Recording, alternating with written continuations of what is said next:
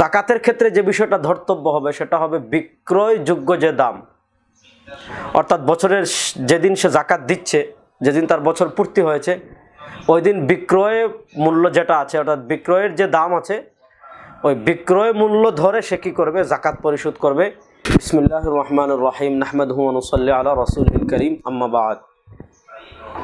প্রিয় দর্শক, আমরা জাকাত নিয়ে ধারাবাহিক পর্যালোচনা করছিলাম। আজকের পর্বে আমরা আলোচনা করব ব্যবসায়িক পণ্যের জাকাত। আল আমওয়ালুত তিজারিয়া, ব্যবসায়িক পণ্য যেটা আছে, এটা যদি 52.5 ভরি রূপার সমপরিমাণ হয় এবং বছরের শুরুতে শেষে, অর্থাৎ এই সময়টাতে যদি তার কাছে যে পরিমাণ ব্যবসায়িক পণ্য আছে, এই পণ্যটা যদি 52.5 ভরি রূপার সমপরিমাণ হয়ে যায়, তাহলে তার উপর ইসলামী শরিয়াহ মতে জাকাত প্রদান করা ফরজ।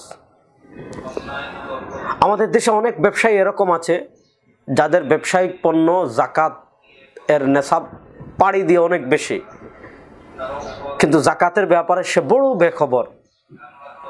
এই জন্য ঋণ বাদ দিয়ে, যে ব্যবসায়িক যে ঋণ আছে সেই ঋণটা বাদ দিয়ে অতিরিক্ত ব্যবসায়িক পণ্যটা যেগুলো আছে ওগুলো যদি নেশাব পরিমাণ হয়, তাহলে তার উপর সর্বাবস্থায় জাকাত ফরজ।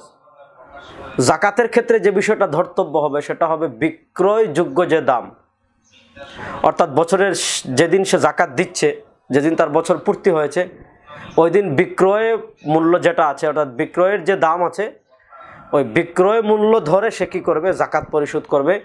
ক্রয় মূল্য ধরে নয়, অর্থাৎ বিক্রয় মূল্য ধরে সেই টাকাটার পার্সেন্টেজ হিসাব করে 40 টাকায় 1 টাকা, 80 টাকায় 2 টাকা, 100 টাকায় 2.5 টাকা, লাখে 2,500 টাকা, এভাবে সে হিসাব করে করে তার ব্যবসায়িক পণ্য যদি 10 লাখ টাকা হয়, তাহলে লাখে 2,500 হিসাব করে সে কী দিবে? জাকাত দিবে।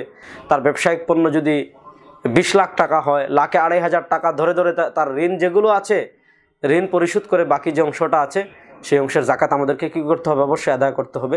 আল্লাহ রাব্বুল আলামিন জাকাতের মতো ফরজ ইবাদতকে ভালোভাবে, পরিপূর্ণভাবে হক আদায় করার তৌফিক দান করুন। আজ এ পর্যন্ত। আসসালামু আলাইকুম ওয়া রাহমাতুল্লাহি ওয়া বারাকাতুহু।